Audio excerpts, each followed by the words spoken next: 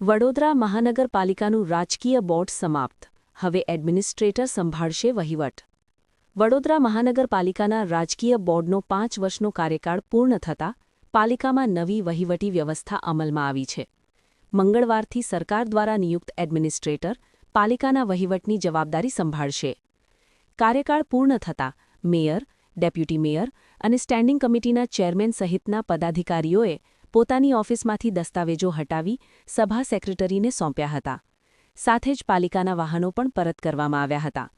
મેયરે ભગવાનના ફોટા અને શ્રીજીની મૂર્તિ સાથે ઓફિસમાંથી વિદાય લીધી હતી. પાલિકામાં પદાધિકારીઓની નામ પ્લેટ પણ ઉતારી લેવામાં આવી હતી અને ભાજપ કોંગ્રેસ પક્ષ ઓફિસ સહિત કેટલીક ઓફિસોને તાળા લગાવવામાં આવ્યા હતા. 5 વર્ષ બાદ પાલિકામાં રાજકીય બોર્ડનો અંત આવતા હવે પાલિકાની સત્તા એડમિનિસ્ટ્રેટરના હાથમાં રહેશે અને નવી વહીવટી વ્યવસ્થા હેઠળ પાલિકાનો વહીવટ ચલાવવામાં આવશે.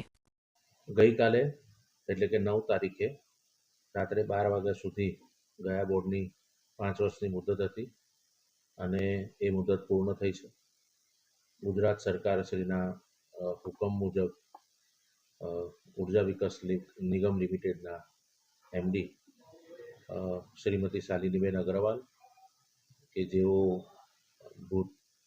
ભૂતકાળમાં આપણે ત્યાં મ્યુનિસિપલ કમિશનર પણ રહ્યા હતા, એમને વહીવટદાર તરીકે નિમ્યા છે. એટલે હવે આજથી તેઓ વહીવટદારની ભૂમિકામાં વડોદરા મહાનગરપાલિકામાં આવી ગયા છે. બોર્ડ પૂર્ણ થાય એટલે સ્વાભાવિક રીતે કોઈ પણ ચૂંટાયેલા સભાસદશ્રીઓ અને હોદ્દેદારોનું અસ્તિત્વ રહેતું ન હોવાથી તેમને જે પણ આપવામાં આવતી સુવિધાઓ જેવી કે ગાડીની સુવિધા હતી મુખ્ય, તે ગાડીઓ કાલે બધી જમા થઈ ગઈ છે અને તમામ ઓફિસો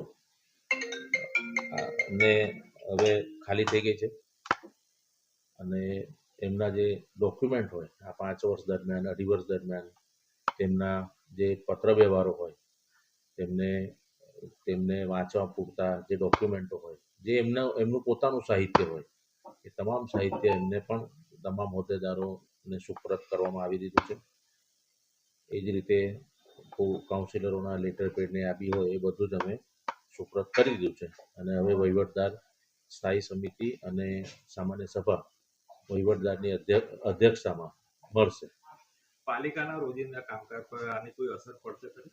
પાલિકાના રોજિંદા કામકાજ પર આની કોઈ અસર નહીં પડે. જે રીતે પહેલાં ચાલતું હતું એ જ રીતે ચાલશે, એ જ રીતે સ્થાયી સમિતિ થશે, એ જ રીતે સામાન્ય સભા થશે.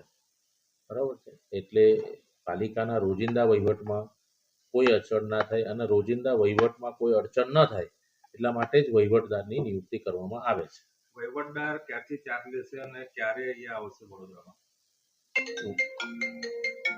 સામાન્ય રીતે વહીવટદાર એટલે જે કલ્પના હોય છે કે વહીવટદારની નિયુક્તિ થઈ એટલે હવે એ નિયમિત કોર્પોરેશનની કચેરીમાં આવે અને બધો વહીવટ જુએ, પણ એવું હોતું નથી. વહીવટદારો સામાન્ય રીતે સિનિયર કક્ષાના આઈએએસ ઓફિસરો હોય છે, એમની બહુ મોટી જવાબદારીઓ હોય છે, એટલે આ એમને એડિશનલ ચાર્જ આપવામાં આવેલો હોય છે અને એમને સ્થાયી સમિતિ અને સામાન્ય સભા જ મેઇન બોલાવીને એની મિટિંગો કરવાની હોય છે. એટલે જે કલ્પના છે કે વહીવટદાર હવે એની દરરોજની ઓફિસમાં દરરોજ જે આવશે એ થવાનું નથી. એમની મૂળ જવાબદારી છે એના કામોમાં વ્યસ્ત હોય. મિટિંગો પૂરતું અમે વ્યવસ્થા ગોઠવીશું. અમે જ્યાં પણ નક્કી થશે, વહીવટદાર નક્કી કરશે એ જગ્યાએ અમે મિટિંગ કરીશું. હવે તો ઓનલાઈનની બી ઝૂમની પદ્ધતિથી બી થાય છે, એટલે એના આધારે પણ અમે મિટિંગ કરી શકીશું. પણ એક કલ્પના જે છે કે હવે અહીં આવીને બેસે તો એવું રહેશે નહીં, એ સ્પષ્ટ થવું જરૂરી છે. સરકાર દ્વારા આગામી દિવસમાં જે ચૂંટણી આવેલી છે, આપને કોઈ ઇન્ફોર્મેશન આપવામાં આવી છે? ના, અમારને આગામી દિવસના ચૂંટણી સંદર્ભે કોઈ અમારી ઇન્ફોર્મેશન ના હોય.